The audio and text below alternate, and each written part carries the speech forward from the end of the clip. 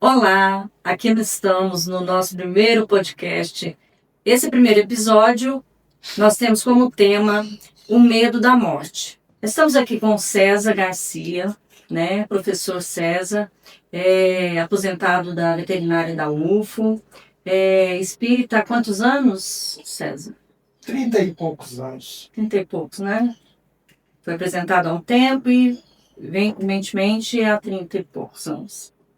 E aqui nós temos o Zé Eduardo também, né, Zé Eduardo? Você tem de espiritismo muito tempo? Como é que é? Ora, eu acho que quase o mesmo tempo do César. E, enfim, essa caminhada parece longa, mas a hora que a gente olha para trás começamos ontem, né? Parece que a gente nunca É um negócio. aprende sempre. É interessante, né? Parece que o tempo não marca o relógio, marca só essa consciência de que ainda tem muita coisa para vir. Quanto mais a gente estuda, mais a gente sabe que não sabe. Exato. E a Natália Torres, né? Advogada, consultora na área de marketing, né? Está aqui também para nos ajudar. Também espírita, né, Natália? O que você tem a dizer dessa sua jornada? Apesar de ter sido apresentada ao espiritismo e frequentadora da casa espírita há muitos anos, eu acho que realmente espírita eu me digo há 3, 4 anos. Então, gente, a gente tem que começar uma pergunta bem instigante, né? Sobre a morte. De onde nasce para o homem o medo da morte, César? O que você tem a nos dizer, de acordo com a doutrina, com o livro dos Espíritos, né? A nossa opinião, que tem consonância com vários autores, é que basicamente dois motivos englobam todas as causas.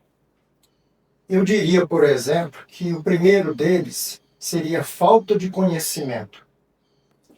E o segundo, além da falta de conhecimento, seria o apego às coisas materiais, o apego à vida física. Dentro da falta de conhecimento, nós podíamos elencar aí algumas situações. Por exemplo, as religiões, com seus dogmas, incutiram em nossas mentes, os mais antigos, a existência de penas eternas, de inferno. E muitos de nós que cristalizaram esse conhecimento dentro de si, ao chegar a uma idade mais adulta, mais longeva, sente de repente a preocupação do que acontecerá com ele após o desencarne. Além disso, dessa falta de conhecimento, nós temos o apego às coisas materiais, além de pessoas também. O apego à família, o apego ao corpo físico, o apego aos bens materiais, a incerteza de como vai ser a vida no plano espiritual. Isso traz angústia, traz medo para muitas pessoas. O Espiritismo, nesse ponto, ele nos mostra, pela teoria e pela prática, que a vida continua, que nós continuamos sendo nós mesmos, do outro lado, na outra dimensão espiritual, e que a vida não termina com a morte do corpo físico. Isso é mostrado para nós, principalmente pelas manifestações dos espíritos, que relatam o que eles vivenciam na vida verdadeira, no plano espiritual, trazendo para nós exemplos daquilo que deve ser feito e do que não deve ser feito nessa vida. E com esse conhecimento, nós teremos mais segurança do que nós iremos encontrar nessa nova vida. Se nós agimos coerentemente com os ensinamentos do Evangelho, nós praticamos aquilo que aprendemos, nós teremos a nossa consciência mais tranquila e a certeza, com a fé que nós dispomos, de que encontraremos uma situação melhor e não teremos que temer encontrar de lá ninguém ou nada que fizemos de errado. Os laços que a gente constrói, sejam eles familiares ou de amizade, até mesmo alguns profissionais, eles advêm de uma sintonia e de uma mesma percepção de conjunto de vida, né, de expectativa de experiências e compromissos afetivos. Esses compromissos criam entre nós esses laços que transcendem a vida material. Permanecem muito mais fortes do lado de lá, porque eu percebo que do lado de lá nós temos uma visão um pouco mais ampliada das relações. Aqui a gente ainda sob o véu da carne, do corpo, a gente ainda é limitado nessa percepção. Mas ao nos encarnarmos, a visão se amplia um pouco. E aí nós vamos enxergar, de fato, os compromissos, as relações, as oportunidades que tivemos. E é engraçado, se você me permitir, eu vou lembrar de uma história interessante que meu irmão e eu tivemos. Meu irmão desencarnou tem um ano, mais ou menos, não faz um ano, acho que tem uns 9 meses. E próximo do desencarne dele, a gente conversava um pouco, discutia, e ele falava não do medo em si, mas ele dava para sentir que ele estava numa ansiedade muito grande, porque eu acredito que essa percepção é natural de todo mundo. E a ansiedade dele dizia respeito às coisas que ele sentia que precisava fazer e não fez.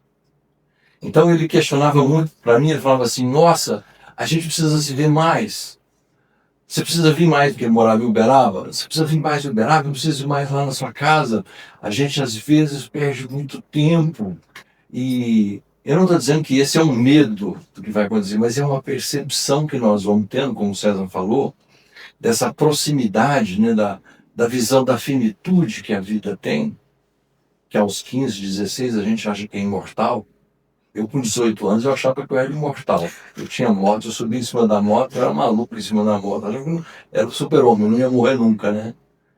E à medida que a vida vai se aproximando, né, a data de validade vai encurtando, a gente vai se dando conta, numa percepção quase que intuitiva, de que nós tínhamos muito por fazer, ou que deixamos alguma coisa passar. É aí que a gente vê o quantos laços de família que você falou, que às vezes nós não cultivamos por desleixo, né? Por amanhã eu vou lá. É muito comum, antigamente meu pai, quando vinha, né, a Uberlândia, ele morava em Tuiutaba, e ele, antes de ir embora, ele passava na casa da tia A, da tia B, da tia C, da tia D, né? Não era social, era um compromisso afetivo. Às vezes de ir lá, tomar um café, né? Essa questão da gente dedicar mostrar para o outro que nós temos com ele um compromisso fraterno, de carinho. Esse laço familiar que se fragiliza com essa materialidade da vida, né?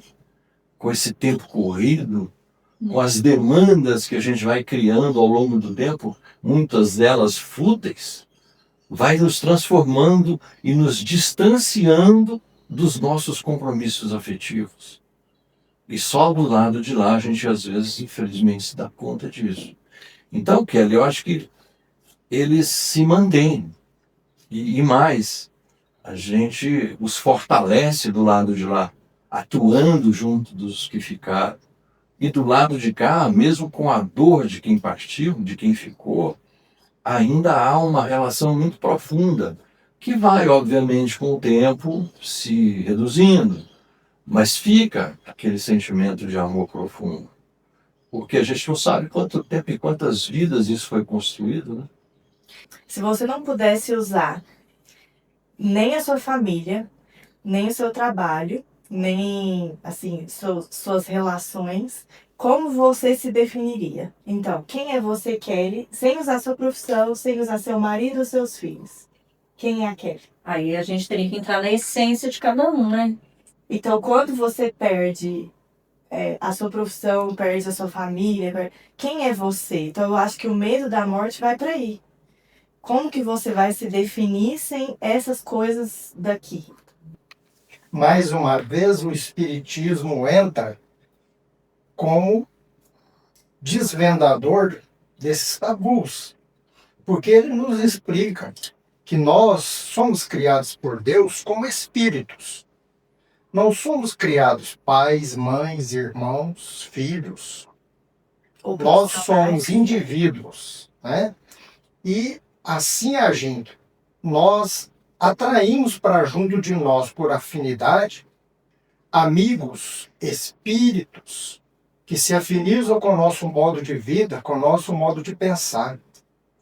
Com isso, nós arrebanhamos amigos nessa existência, e esses amigos nos acompanham também na vida verdadeira.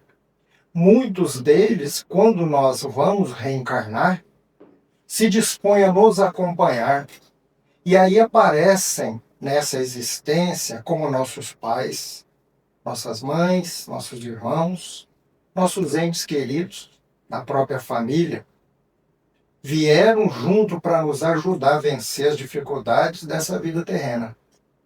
Quando nós aprendemos isso, nós entendemos que, tanto nessa vida material quanto na vida espiritual, existirão os nossos amigos, que nós já regimentamos em existências anteriores, e estarão de braços abertos nos esperando, assim como aqueles que aqui vieram conosco, nos abraçando, ajudando a superar as dificuldades.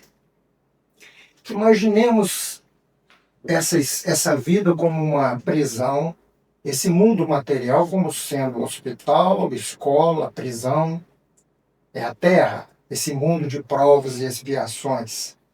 Nós aqui, na condição de degradados, presos num corpo físico, enquanto a vida verdadeira é aquela de lá.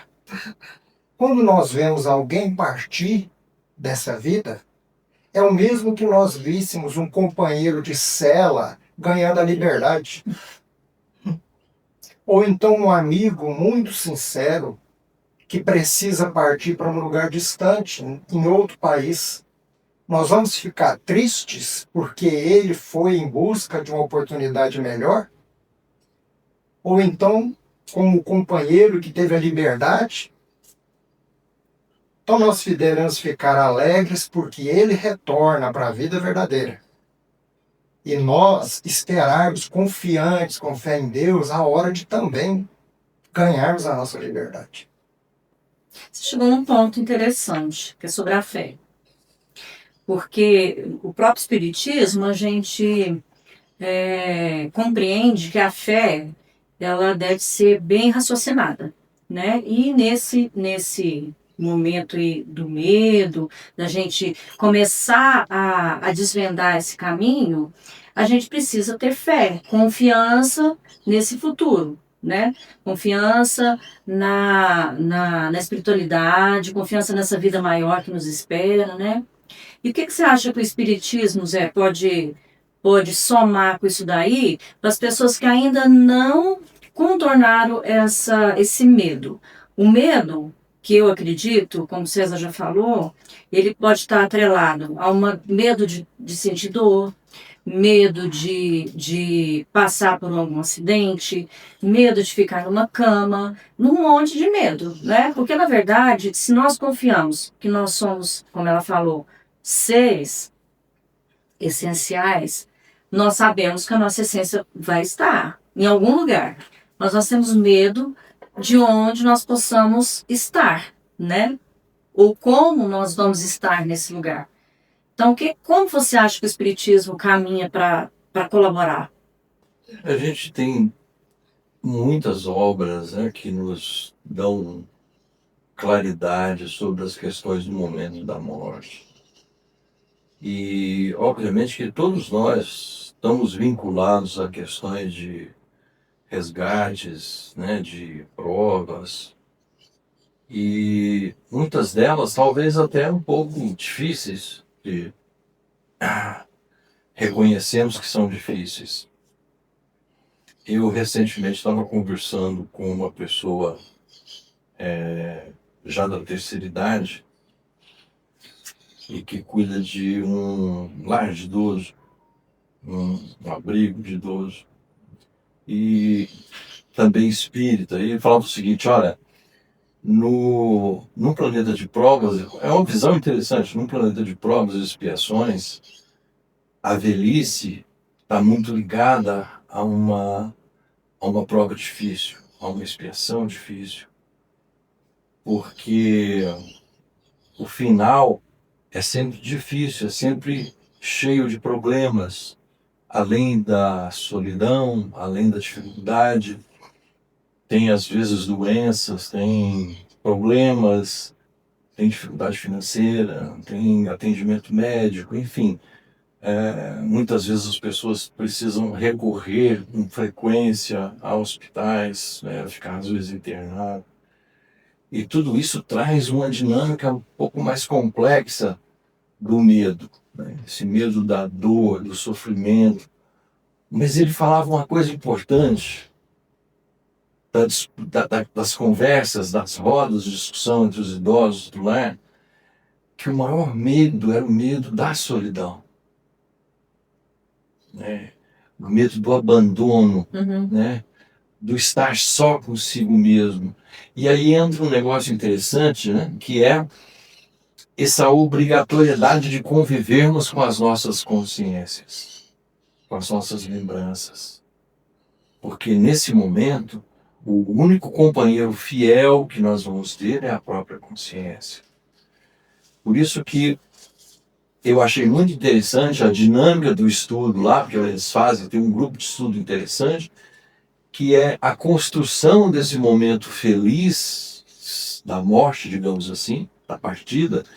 Ele tem que começar lá com os seus 30, 40, 20 e poucos anos, na construção de uma consciência bacana, de não carregar peso, de não carregar dores, ou de não transformar para o futuro dificuldades, transformar o presente numa dificuldade para o futuro.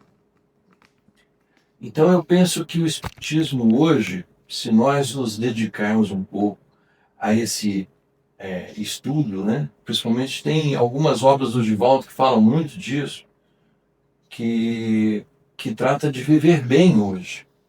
A gente precisa tentar viver bem, não é viver bem materialmente, viver bem na sua consciência, né? Com certeza. Esse acordar de manhã até o deitar, procurar servir, ser fraterno, né? Eu acho que isso ajuda muito naquilo que o Espiritismo pode ajudar, que o momento final seja um momento bom, um momento menos difícil, por mais que materialmente seja, por mais que tenhamos sobre nós uma doença difícil, ou uma dificuldade financeira, ou uma solidão, mas se nós tivermos uma consciência tranquila, uma consciência calma, vamos sobreviver muito bem a esses episódios. Isso que o Zé estava comentando, que mais uma vez enfatiza o que nós dissemos no início, que uma das causas é a falta de conhecimento das pessoas. Porque nós aprendemos na doutrina espírita que nós nunca estamos sós. Os espíritos estão ao nosso redor o tempo todo. Então, todos aqueles que nós amamos, que conhecemos e que se afinizaram conosco, continuam vivos também na pátria verdadeira, e eles estão muito próximos de nós. Todos que cativamos, né, estão ligados a nós pela amizade. E a solidão passa a ser só aquela visível aos olhos de carne. Para aqueles que têm fé, que têm conhecimento, podem sentir a presença dos seus seres amados, queridos, né, junto deles, e assim se sentirem acompanhados o tempo todo. E aí é uma ressalva que a gente tem que fazer sempre. O desespero pela partida de entes queridos só traz prejuízos para nós que ficamos aqui nesse plano e para eles que se vão. Porque pensamento é força, pensamento é matéria, é energia. E eles são ligados a nós pelos pensamentos. Nosso pensamento em desespero traz a eles um sofrimento, porque notam em nós uma falta de fé, de confiança em Deus, e isso acarreta para eles também sofrimento, porque querem o nosso bem e percebem que nós não estamos bem. Sofremos e fazemos eles sofrerem, com esse medo que nós temos da morte, pela falta de conhecimento. Acho que continua amando depois de morrer. Sim. Então, E o Zé disse muito bem aqui, o que se leva dessa vida é a vida que se leva. Se nós temos a consciência tranquila, nós nos tornamos pessoas de bem, nós com certeza não temeremos esse momento, porque saberemos que de lá não nos esperam coisas ou situações ruins, que nos esperam amigos, assim como aqueles que vieram conosco. um aspecto mais um pouco prático, que eu acho que muita gente não tem esse conhecimento. Então eu morri. E o que é que torna essa alma nesse momento que eu morri? Alma é um nome, né, que a gente usa No cotidianamente. Espiritismo, nós conceituamos alma como sendo o espírito encarnado. Quando o corpo morre, o que resta é o espírito. O espírito tem ao seu redor, dando a ele forma, aparência, o perispírito. E é isso que nós nos transformamos na vida verdadeira. A essência, a vida, a inteligência, o conhecimento, as virtudes, todas estão no espírito. O corpo é somente o instrumento de que nós recebemos de Deus em cada reencarnação, para que possamos ter instrumentalização das nossas ações aqui, com a finalidade de evoluirmos espiritualmente. O perispírito ele é só uma cobertura, um invólucro, que o espírito utiliza na maioria das vezes para se fazer, para se mostrar. Quando nós temos, por exemplo, aparições, o que o espírito quer é se mostrar através do perispírito com a forma que ele se apresentava nessa existência, para ser reconhecido. Isso. Eu acho que muita gente tem essa dúvida também, né, da forma. O que nós vamos Prática, ser depois, né? Então, assim, de acordo com o pensamento, esse perispírito pode se transformar na forma em que ele manifeste ali a energia dele. Exatamente. O espírito comanda tudo. Ele é a centelha divina, é onde está a vida.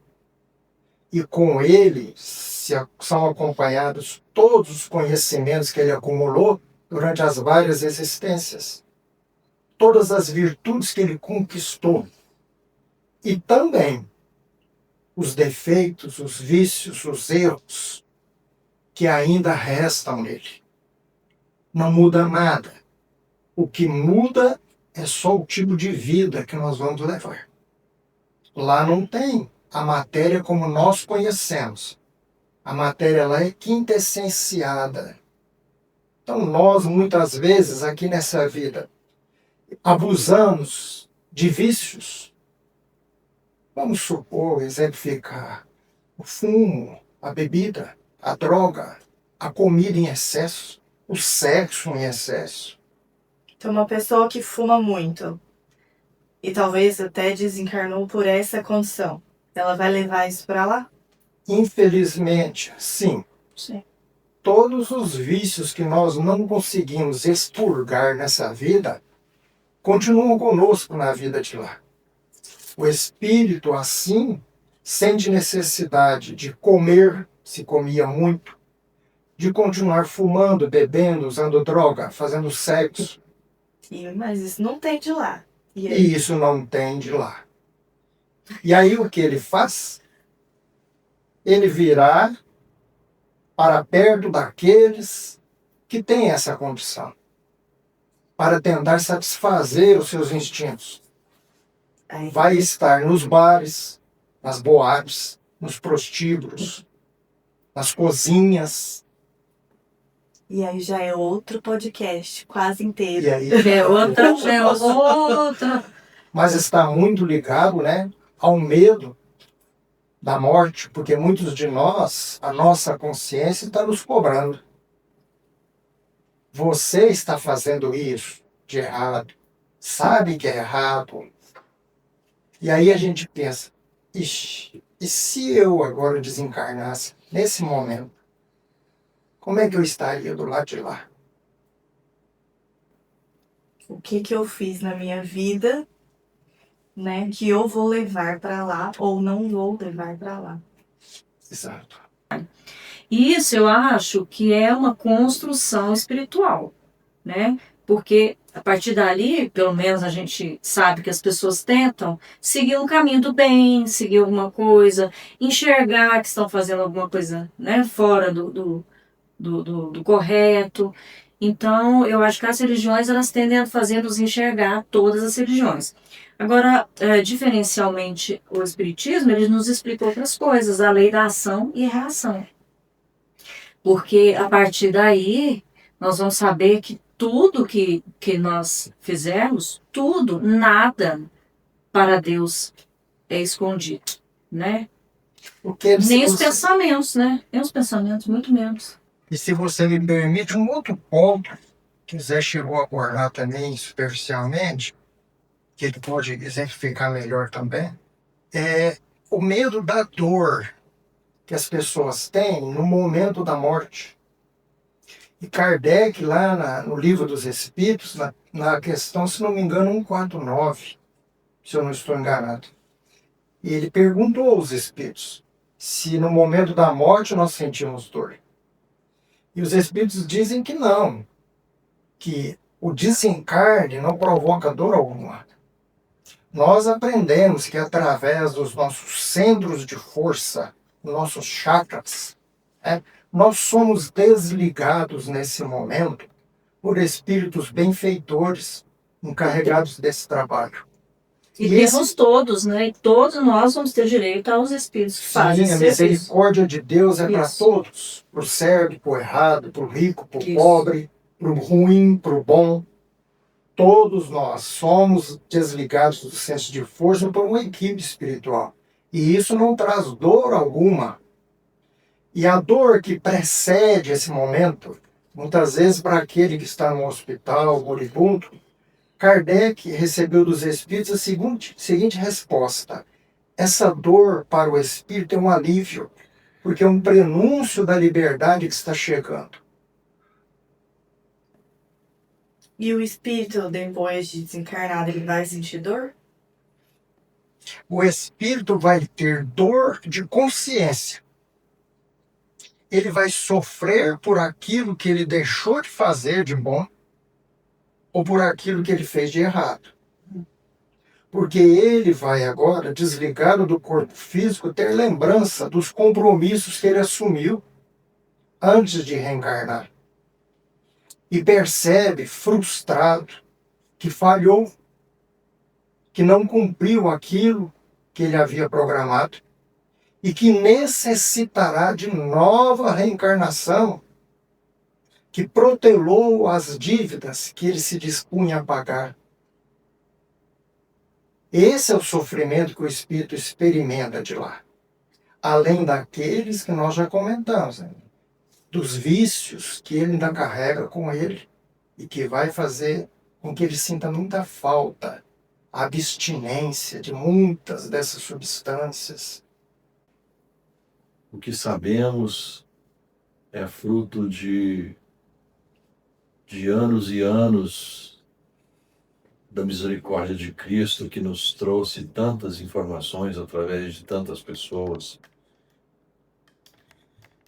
e que através dessas informações a gente vai descobrindo muito mais sobre do que a vida espiritual em si, que é importante, mas eu acho que tudo isso tem a ver muito mais com a nossa vida interior.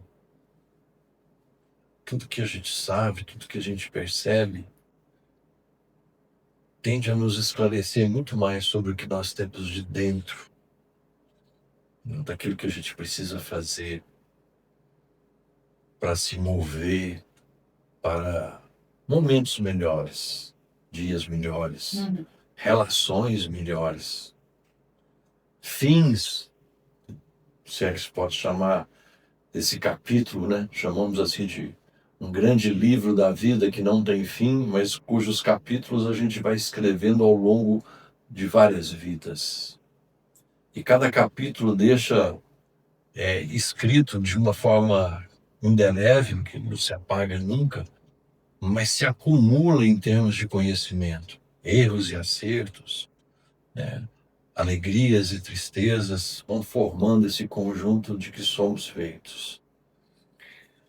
E a finitude, a morte, esse momento tão importante, né? Tão capitular, porque ele diz respeito a um período, a uma fase, né? A um tempo de que planejamos tanto, de que nos orientamos tanto, de que nos propusemos a tantas coisas, e de que ao chegar no final, e aí eu me lembro das épocas que eu estudava, e de quando chegava próximo da prova, vinha aquela ansiedade, né?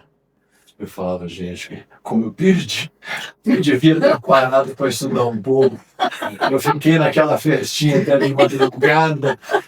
Meu Deus! Em vez de dormir, essa comparação foi perfeita. Não é? Então, essa proximidade da morte tem muito a ver com isso, né? Com essa nossa... A ficha cai, né? Nós falamos, nossa, quanto eu deixei de fazer, quanto eu pude fazer, né? E que eu perdi essas oportunidades, porque a vida, ela é imensa, cheia de oportunidades.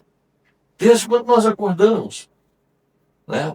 E se nós não aproveitamos, se nós deixamos passar, a gente está perdendo uma oportunidade muito importante de sermos felizes do lado de lá. Mesmo que isso nos custe um tempo a mais, mesmo que isso nos custe a renúncia de algo que a gente tanto ansiou para ter, mesmo que isso custe, às vezes, falar assim, eu vou esperar um pouco mais, eu vou deixar de fazer aquilo. Então, eu acho que renascer é muito mais difícil do que morrer.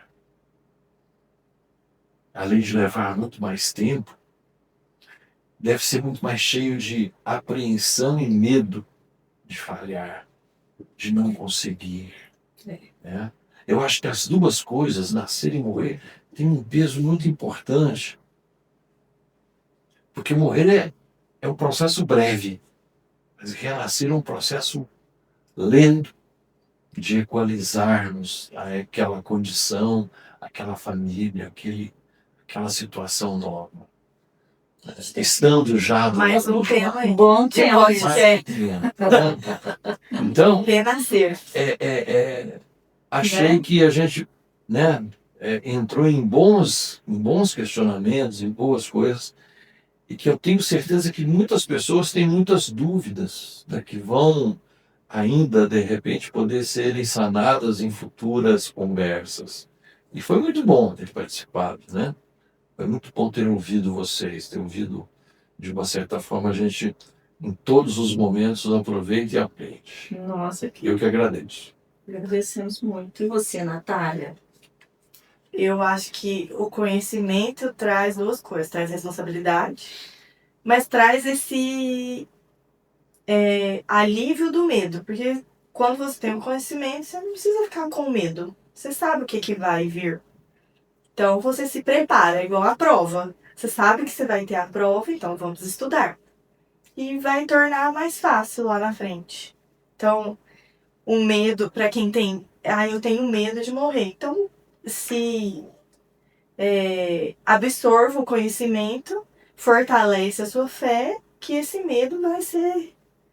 Confia, né? Confia. Mas não uma fé cega, né? Uma fé raciocinada, pra gente entender o que vai acontecer. Não é confia aí, pronto, não. Uhum. Tá aqui as provas. Confia, porque aqui a gente tem provas e estudo pra você confiar.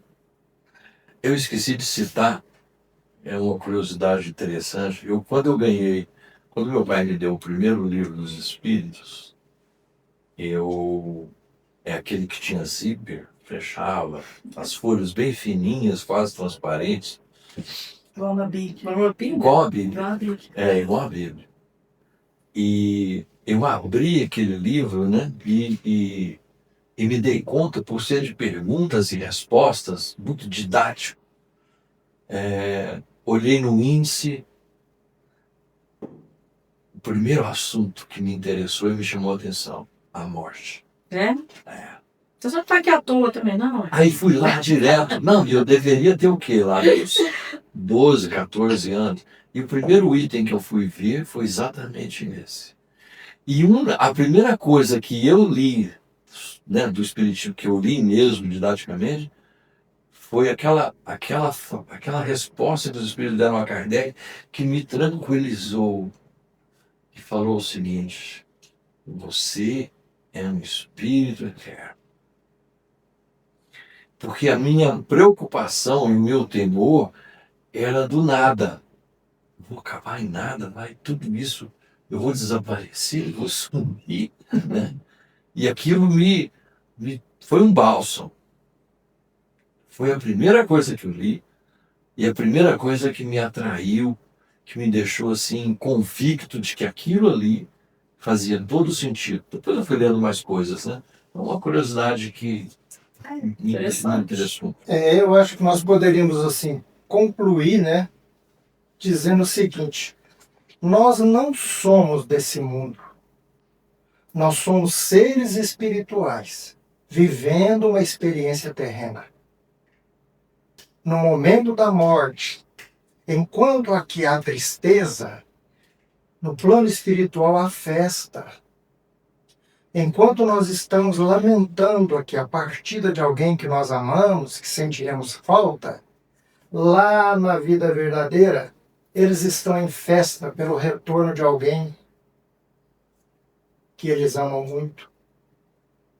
Nós vivemos os dois planos. Ora somos almas, ora somos espíritos. E preparemos nos dois lados da vida para que nós possamos ter sempre paz, alegrias. E é vivendo uma vida com base no Evangelho, nos ensinamentos do Cristo, e que nós conseguiremos isso. Nós temos o estudo do Livro dos Espíritos nas terças-feiras, às 19h30, juntamente com as obras de André Luiz. Nosso estudo acontece no Centro Espírita Eurípides Barçanufo, na rua Quintino Bocaiúva, 2939. E nós estaremos lá com o maior prazer recebendo todos aqueles que se interessarem pelo assunto. Agora, neste momento, a gente encerra esse nosso primeiro podcast, né? Um agradecimento à espiritualidade maior que esteve conosco, né? Com certeza. E a todos os meninos e meninas que estiveram aqui disponíveis. Obrigado pelo convite. Vamos ter outros, hein, gente?